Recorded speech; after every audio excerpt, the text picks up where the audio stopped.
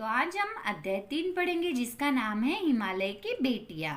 अब देखिए हिमालय क्या है। हिमालय एक पर्वत है कि जो कि उत्तरी दिशा में स्थित है।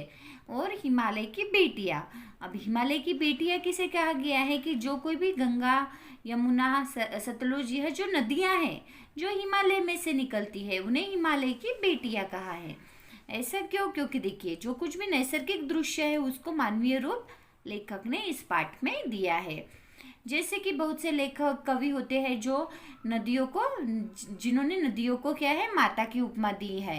जैसे कि नदियाँ क्या करती है, हमारा पालन पोषण करती है। हर गांव के किनारे पर क्या है, कोई ना कोई, हर नदी के किनारे क्या है, कोई ना कोई शहर स्थित है, कोई ना कोई शहर बसा हुआ है।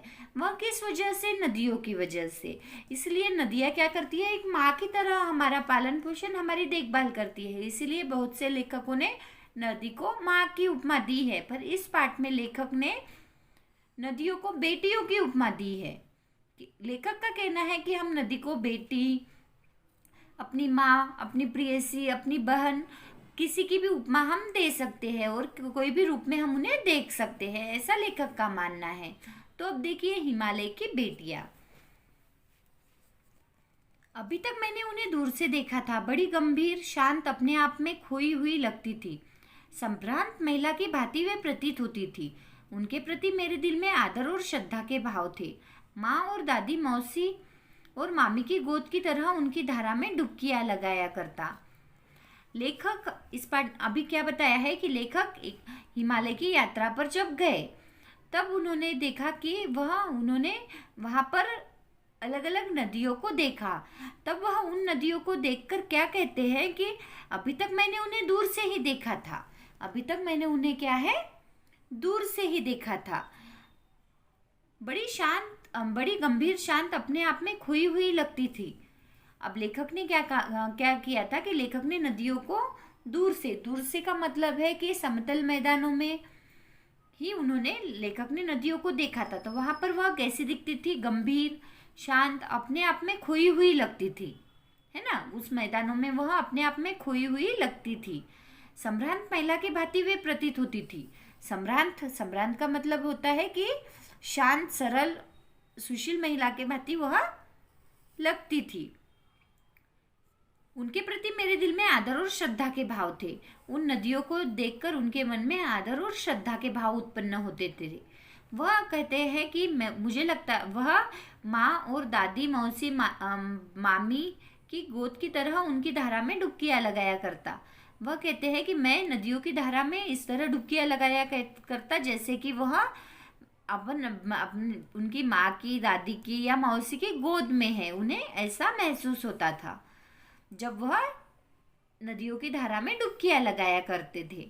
यह नदियां उन्होंने कहा देखी थी कि एक समतल मैदानों में, है ना, एक समान जो मैदान होता है उन मैदानों में जब नदियां बहती है तब उन्हें देखकर वह उन्हें इस तरह से उन्हें महसूस होता था। परंतु अब इस बार जब मैं हिमालय के कंधे पर चढ़ा तो वे कुछ और रूप में सामने थी। जब वह हिमालय पर चढ़े, हिमालय के कंधे पर चढ़ना यानी हिमालय के ऊपर तक वह चढ़े, जब हिमालय के ऊपर चढ़ने पर उन्हें लगा कि उन्हें कुछ और ही रूप उनके सामने था, है ना। उनके सामने कुछ और ही रूप था इन नदियों का।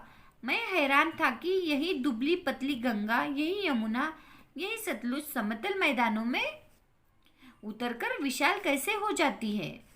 वह कहते हैं कि यह इतनी छोटी सी, अब देखिए हिमालय पर्वत पर जब नदियों की धारा होती है वह कैसी होती है, एकदम से दुबली पतली सी दिखाई देती है, एकदम बारीक धार वह होती है। लेखक कहते हैं कि यहाँ इतनी ऐसे दुबली पतली गंगा, यमुना यह समतल मैदानों पर जाकर इतना विशाल रूप कैसे धारण कर लेती है। जब यह हिमालय पर्वत से निकलती है तब कैसी होती है, बहुत ही छोटी होती है इनकी धारा।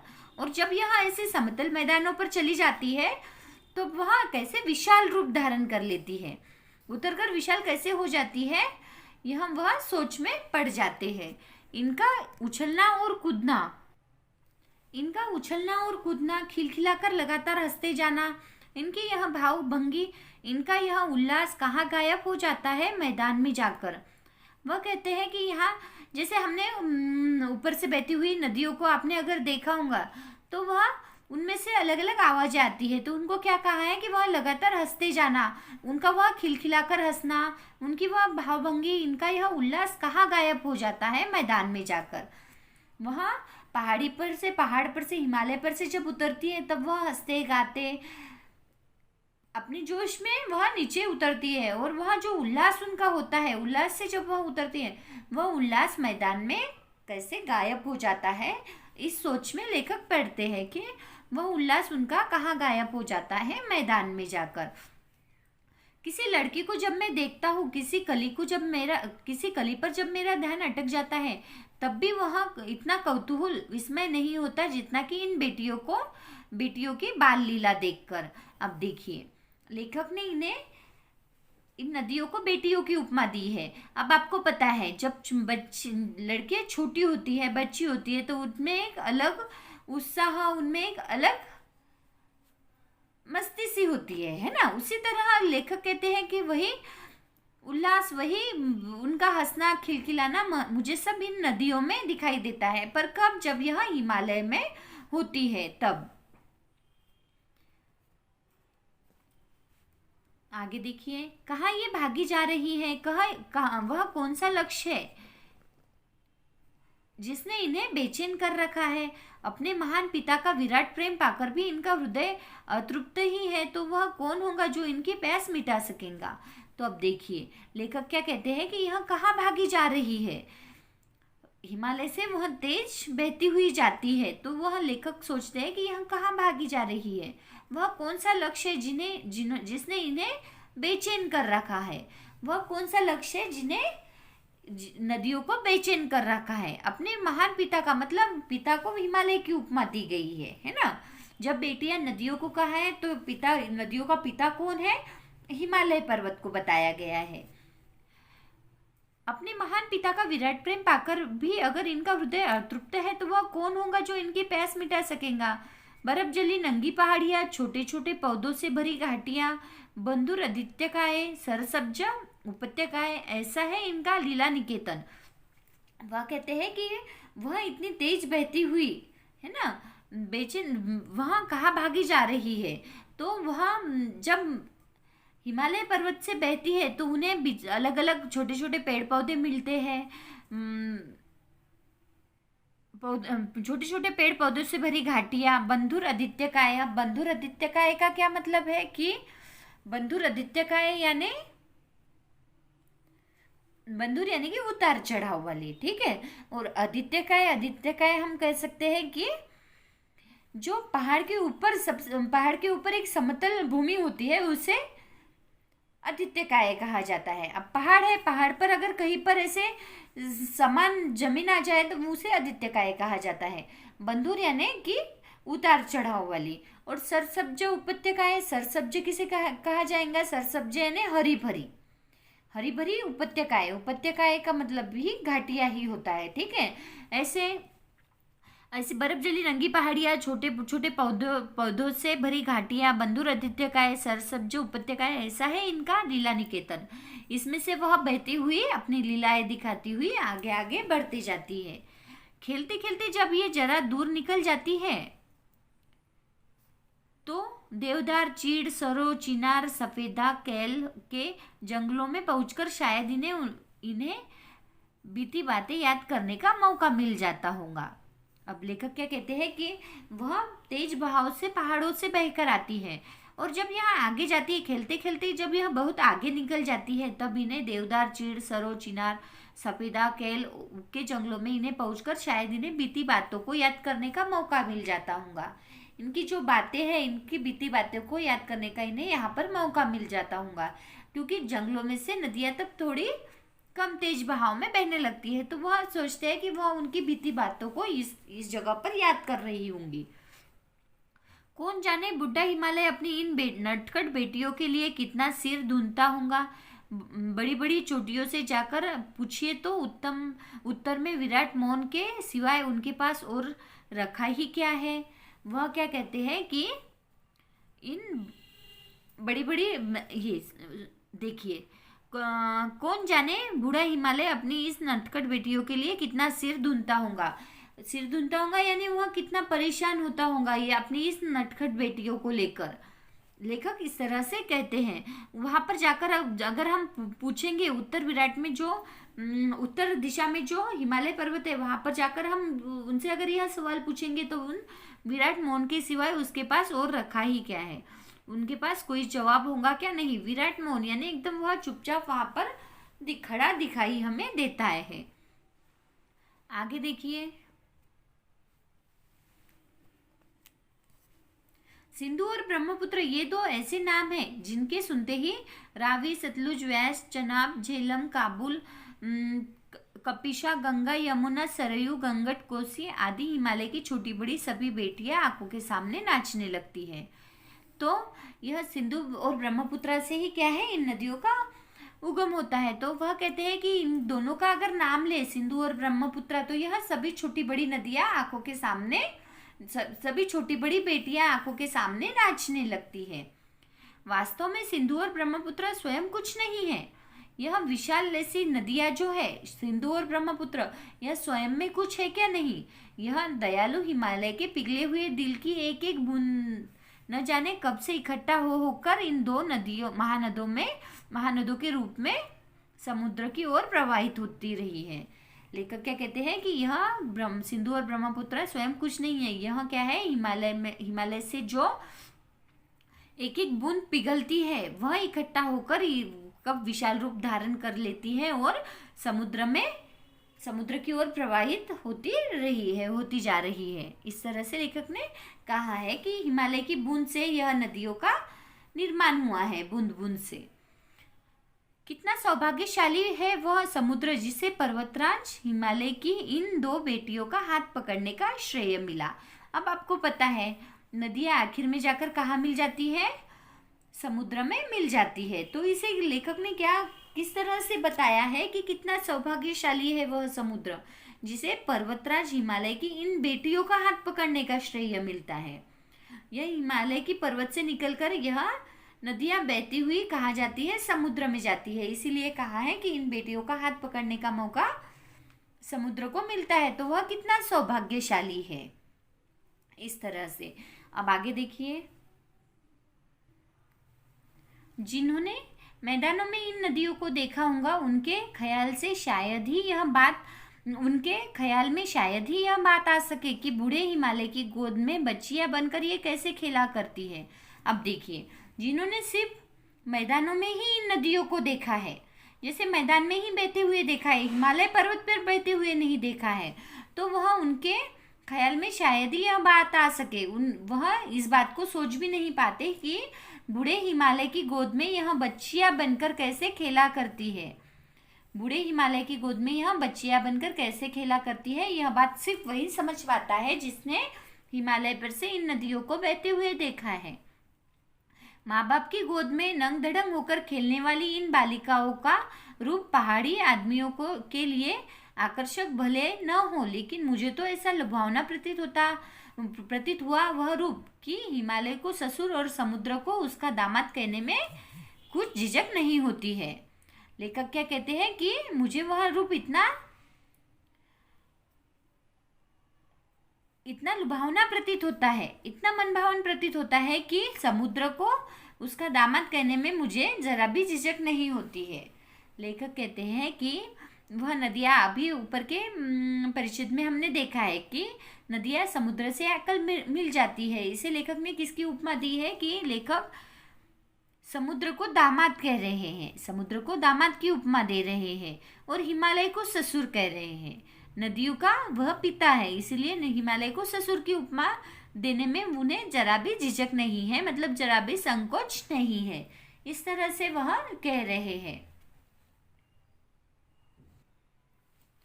देखिए, कालिदास की विरही यक्ष ने अपने मेघदूत से कहा था, वेत्रवती यानी बेतवा नदी को प्रेम का प्रतिदान देते जाना, तुम्हारी वह प्रियसी तुम्हें पाकर अवश्य प्रसन्न होंगी।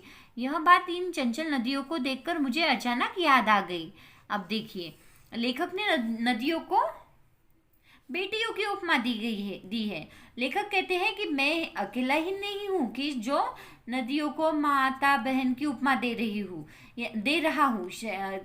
देखिए, जैसे कि कालिदास ने विरही यक्ष ने अपने मेघदूत से कहा था। अब मेघदूत में क्या बताया गया है कि एक प्रेमी अपनी प्रेमिका से जब बिछड़ जाता है तब वह क्या कहता है कि उस बिछड़ने को विरह कहा जाता है। ठीक है, उस विरही यक्ष में वह क्या कहता है कि तुम बादल से कहता है कि तुम बेतवा नदी को प्रेम का प्रतिदान देते जाना। तुम आगे बढ़ते जब जाओगे तब उस बेतवा नदी को क्या है, अपना प्रेम का प्रतिदान देते जाना।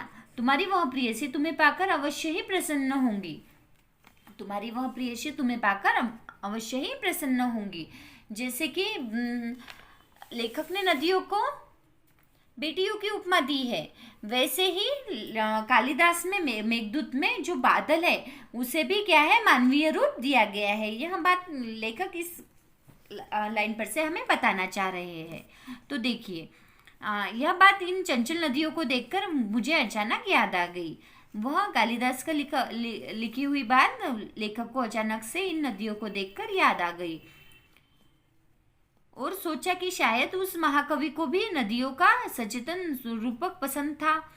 दरअसल जो भी कोई नदियों को पहाड़ियों, घाटियों और समतल आंगनों के मैदानों में जुंदा जुंदा शक्लों में देखेगा वह इसी नतीजे पर पहुंचेगा। लेखक क्या कहते हैं कि जो इन नदियों को पहाड़ी की घाटियों में, समतल आंगनों में देखेगा तो वह इसी नतीजे पर पहुंचेगा। अब आगे देखिए, काका कालेलकर ने नदियों को लोक माता कहा है। काका कालेलकर ने नदियों को क्या कहा है, लोक माता कहा है। माता की उपमा दी है ना। किंतु माता बनने से पहले यदि हम इन्हें बेटियों के रूप में देख ले तो क्या हर्ज है। लेखक कहते हैं कि अगर हम इन्हें माता कहने से पहले बेटियों के रूप में देख ले तो क्या हर्ज है। और थोड़ा आगे चलिए, इन्हीं में अगर हम प्रेयसी की भावना करें तो कैसा रहेगा। इस तरह से अलग अलग रूपों में कवि नदियों को देख रहे हैं। कवि कहते हैं कि काका कालेलकर ने नदियों को लोक माता की उपमा दी है, माँ की उपमा दी है। अगर हम उन्हें बेटियों की उपमा दे तो क्या हर्ज है। अगर हम उन्हें प्रेयसी की भावना करें तो कैसा रहेगा। ममता का एक और भी धागा है, ममता का एक और भी धागा है जिसे हम इनके साथ जोड़ सकते हैं। बहन का, है ना, बहन का स्थान ममता का यह और एक धागा है जो कि बहन का स्थान कितने कवियों ने इन नदियों को दिया है। इन नदियों को बहन का स्थान भी कितने कवियों ने दिया है। एक दिन मेरी भी ऐसी भावना हुई थी। लेखक उनकी एक बात बताते हैं कि उनकी एक दिन ऐसी ही भावना हुई थी कि नदियों को बहन कहे। देखिए, कब थोलिड मतलब तिब्बत की बात है। मन उचट गया था, मतलब वह बेचैन, मतलब उनकी तबीयत ठीक नहीं थी, उन्हें अच्छा नहीं लग रहा था। मन उचट गया था, तबीयत ढीली थी। सतलज के किनारे जाकर बैठ गया। दोपहर का समय था, पैर लटका दिए पानी में, है ना। अब वह थोड़े बेचैन थे, उनकी तबीयत ठीक नहीं थी। तब वह सतलज नदी के किनारे जाकर अपने दोनों पैर उन्होंने नदी में लटका दिए और वहां पर बैठ गए। थोड़ी ही देर में उस प्रगतिशील जल ने असर डाला। अब देखिए, प्रगतिशील यानी जोर से बहने वाले जल ने क्या किया, असर डाला। तन और मन ताजा हो गया, लगा मैं गुनगुनाने। अब देखिए, वह उनकी तबीयत बिल्कुल भी ठीक नहीं थी, उनका मन बेचैन हो चुका था। तो वैसे इसमें वह नदी के किनारे जाकर बैठते हैं, अपने दोनों नदी के पानी में अपने दोनों पैर लटका कर। तभी थोड़ी देर में उनका तन और मन क्या है, एकदम ताजा हो जाता है। बहते हुए जल से उनका तन और मन दोनों भी ताजा हो जाता है और वह गुनगुनाने लगते हैं और उन्हें इतना प्रफुल्लित महसूस होता है कि वह अपने आप में ही गुनगुनाने लगते हैं। क्या कहते हैं कि जय हो सतलज बहन तुम्हारी। सतलज को वह अपनी नदी के बहन के रूप में देखते हैं। सतलज नदी को वह अपने बहन के रूप में देखते हैं और गुनगुनाने लगते हैं। जय हो सतलज बहन तुम्हारी, है ना। जैसे कि बहन अपना क्या करती है कि अपने भाई का हर दुख हर लेती है ना, और हर मतलब वो अगर परेशानी में है उसे मदद करती है। इसी तरह यह क्या थे, इनकी तबीयत ठीक नहीं थी और यह नदी में गए तो इनका तन और मन क्या है, ताजा हो गया, इसलिए वह क्या है, गुनगुनाने लगे। जय हो सतलज बहन तुम्हारी, लीला अचरज बहन तुम्हारी। हुआ मुदित मन हठास खुमारी, जाऊं मैं तुम पर बलिहारी। तुम बेटी यह बाप हिमालय, चिंतित पर चुपचाप हिमालय। प्रकृति नटी के चित्रित पट पर, अनुपम अद्भुत छाप हिमालय। जय हो सतलज बहन तुम्हारी। इस तरह से वह सतलज नदी को अपनी बहन मानने लगते हैं और गुनगुनाने लगते हैं। तो इस पाठ के लेखक है नागार्जुन। नागार्जुन जी ने यह पाठ लिखा है। इस पाठ का नाम है हिमालय की बेटियां। यह पाठ यहाँ पर पूरा होता है। Thank you.